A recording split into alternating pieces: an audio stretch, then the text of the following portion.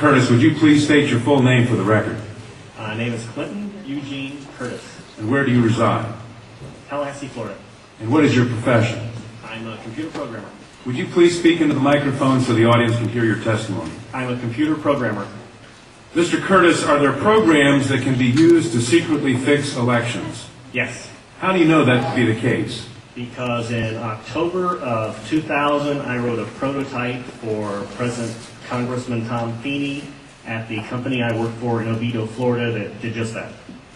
And when you say did just that, it would rig an election? It would flip the vote 51-49 to whoever you wanted it to go to and whichever race you wanted to win. And would that program that you designed be something that elections officials that might be on county boards of elections could detect? They'd never see it. Mr. Would you answer that question once again? They would never see it. So how would such a program, a secret program that fixes the election, how could it be detected? You would have to view it either in the source code, or you'd have to have a receipt and then count the hard paper against the actual vote total. Other than that, you won't see it.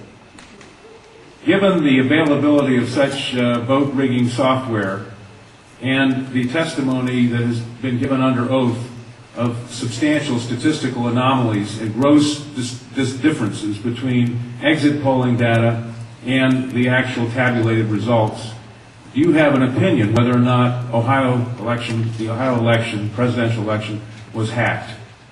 Yes, I would say it was. I mean, if you have exit polling data that is significantly off from the vote, then it's probably hacked. Who did you say you were asked to prepare?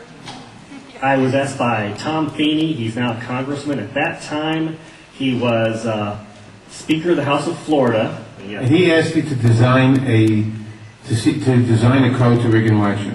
Yes. While he was Speaker of the Florida House. Yes. This was during or previous to the 2000 election? Yes, October into September. And did he ever express why he wanted a code to rig an election? No, I immediately assumed that they were trying to keep you guys from cheating them.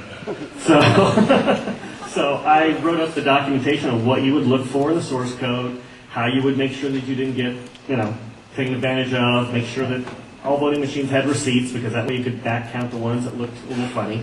And I handed it. By receipts, you mean a paper trail? Yes, paper trail. And I handed that in to Mrs. Yang and said, "Here's your report. Here's your program."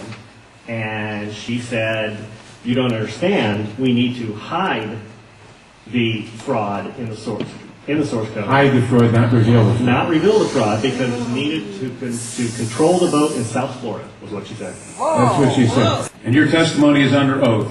Yes, sir. And the testimony you've given is true. Yes, sir. Thank you.